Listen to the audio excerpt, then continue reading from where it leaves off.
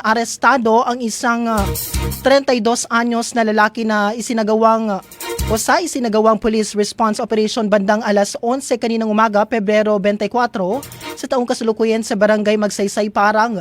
Dahil sa umunay paglabag sa Republic Act 9165 o Comprehensive Dangerous Drugs Act of 2002. Kinilala ang suspect sa alias na Mac, may asawa, driver at residente ng sitio Miramar, Barangay Poblacion 2, Parang, Maguindanao del Norte.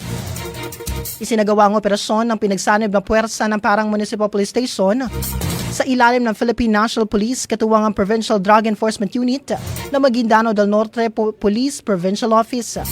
Ayon sa pulisya, mga ka-Nation, rumesponde ang mga operatiba matapos makatanggap ng ulat hinggil sa umunay illegal na aktibidad ng droga sa lugar.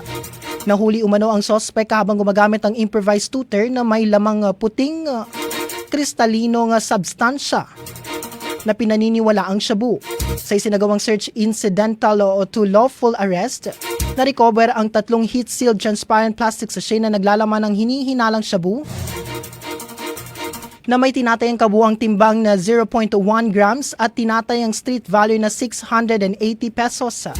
Ipinaalam sa suspect ang dahilan ng kanyang pagkakaaresto at ang kanyang mga karapatang naaayon sa konstitusyon sa wikang nauunawaan niya.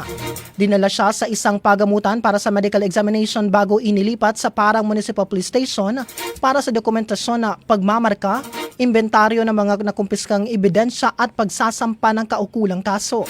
Patuloy naman ang kampanya ng kapulisan laban sa illegal na droga sa lalawigan.